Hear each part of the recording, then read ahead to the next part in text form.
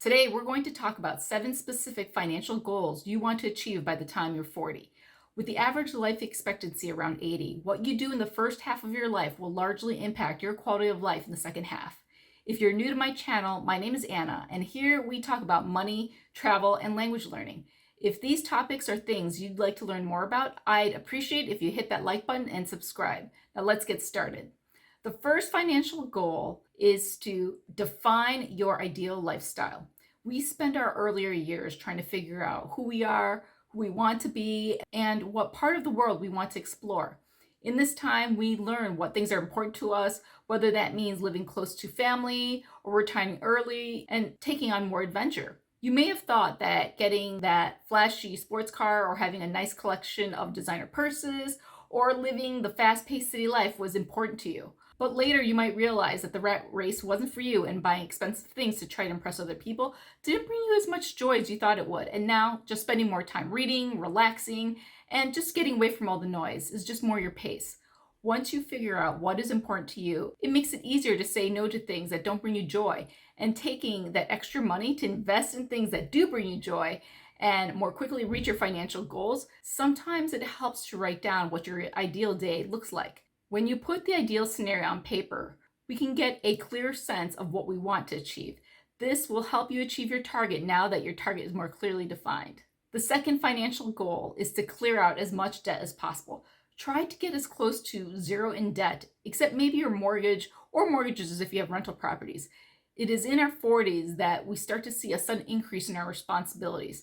At this point, you may be a manager or otherwise an expert in your field, and you may gain increasing responsibilities at work. And if you have kids, they may have more extracurricular activities where you want to put more focus and time in funding that and their college education costs if college is part of the plan. You may have aging parents that will depend on you more, whether that's financially or physically. All this will take energy and time, so you don't want to have the added stress of having large financial burdens to weigh you down. We may have been taught that debt is the way to achieve the financial dream. Though it does serve an important function in society, you don't want to accept debt as a normal way of life. This will hinder our ability to focus on our priorities, doing more work to pay off debt rather than what is actually more important, like enjoying our time with family and friends. The third financial goal is to get a good understanding of how much you spend each year. If you don't know where to start, I recommend that you watch this video above after watching the rest of this video to help you get started. This will help provide you data points for achieving the other financial goals, including number 4, which is to create an emergency fund. This is for the bumps in the road, those unexpected braces for your kids, the sudden travel plans for someone's wedding, the car that breaks down that will need to be funded. I recommend somewhere between 3 to 6 months of expenses. Number 5, make sure you have at least 5 times the total annual expenses in your investment accounts. This is where you will have achieved what is called F.I.R.E. For those not familiar with this term, let's start with the understanding of F.I.R.E, which stands for Financial Independence Retire Early. This number is often calculated to say that if you have 25 times what you spend annually, you will have enough to retire. So if you look at how much you spend each year, which say that figure is $100,000 per year, then that means that you will need $2.5 million in your investment account to retire. But an offshoot of this concept is F.I.R.E, which is to say that as a household, say that you spend $100,000, if you reach $500,000 in your investment accounts, then this is not when you could retire, but if needed, you could stop putting additional money away into your retirement accounts and focus on earning just enough to at least cover your expenses each year. The idea is that the retirement account that you keep wisely invested will grow over the years to a nice nest egg that most people can retire to. The average stock rate of return is 10% per year, but let's go with the range of 8 to 9%. So that $500,000 that is left untouched but well invested over 25 years, compounded annually at 8% would grow to $3.4 million. And if 9% rate of return, then $4.3 million over that period of time. Now, I'm not encouraging you to stop putting money away if you reach this F.I.R.E goal. There are a lot of moving parts, rates of return, inflation, and unexpected expenses that may arise over time. But it's good to have benchmarks and will give you an idea of whether this is the time for you to start thinking about and giving you the confidence to consider, say, another career that you're more interested in.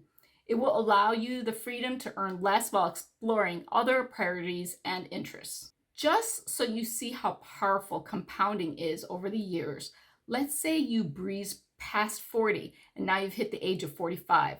You'll want to increase your F.I.R.E figure to 50% more so that you'll want $750,000 in your investment account to hit a similar nest egg range now that you have only 20 rather than 25 years of compounding returns on your investments.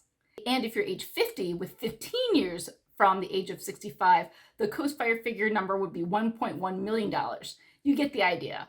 And at this point, you may actually need to put aside even more money, as you may want to take a more conservative approach that may result in a lower rate of return to reduce the risk of a sudden downturn in the stock market when you need to access the funds. The next financial goal is to have a solid workout regimen. This may not seem like a financial goal, but it is. At this stage in our lives, we need to prioritize our health. We're at the midpoint of our lives, and with the dramatic fall in life expectancy in 2020 and 2021 due to COVID and drug overdoses and accidental injury, our focus should be to prioritize health to increase our healthy lifespan.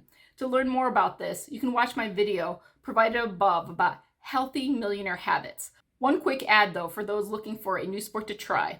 Researchers in Denmark found that of all sports, players of one sport have the longest life expectancy compared to those who do other activities, and that is tennis. So let's hit those courts. The next financial goal is to have your estate plan and life insurance in place. This is especially important if you have family members that are dependent on you.